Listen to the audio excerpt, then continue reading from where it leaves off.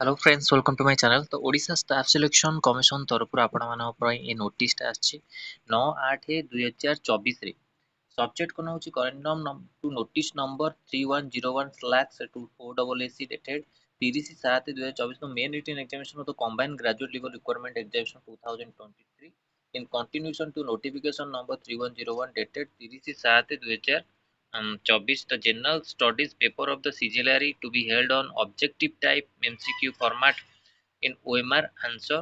sheet instead question come answer booklet OMR answer sheet रे आपनको question mark हबो जोटा कि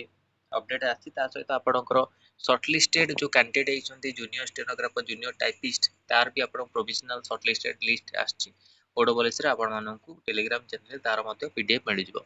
तो रेगुलर आपनकर अपडेट आसुची सीजीएल रो आपनकर होछि जहा भी आपनकर पोस्ट अछि ओडब्ल्यूएस रे भारतले एग्जाम को नै अपडेट आसुची। तो टेलीग्राम चैनल आपण माने जोडी कि रहंतु जहा भी अपडेट आसीबो आपण मानकु सेठी शेयर करा जिवो। तो Telegram channel link video description आपण मानकु मिल जिवो हेतु जाय आपण माने जॉइन करी पीडीएफ पाई परिबे। आउ गोटे डाउट रहउची जो माने कि आपनको रेलवे रे पैरामेडिकल जो पोस्ट बाहरी छी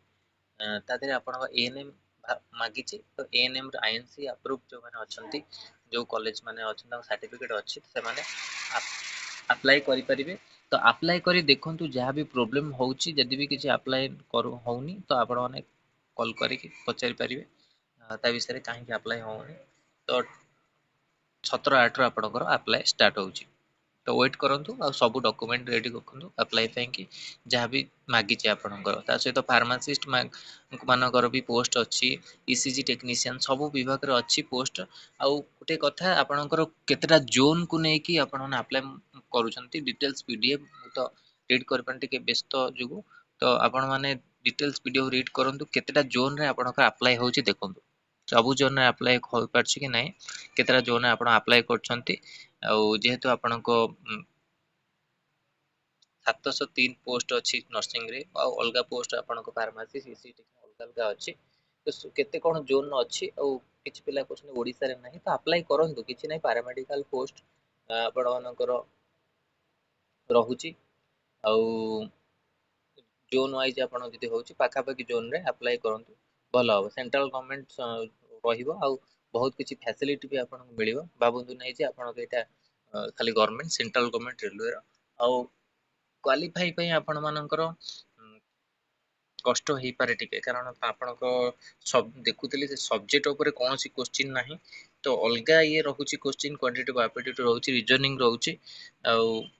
तरे आपनकर करंट अफेयर्स भी रही पारे तो ताकू देखंतु सिलेबस को देखंतु भले करी रीड करी करंतु समस्त पई टॉप हो एग्जाम कारण सेंट्रल गवर्नमेंट फास्ट रो आपण मानकर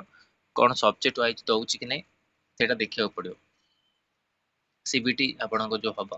ता सहित अलगा कोन क्राइटेरिया जहा भी अछि ता रीड करंतु भलो करी तापरे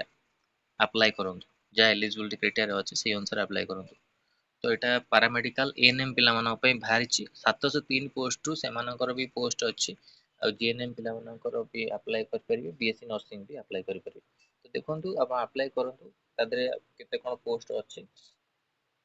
देखि सब किछि करी के अप्लाई करंतु। आउ किछि डाउट रहउची तो पचारि परिबे किछि असुविधा नै आ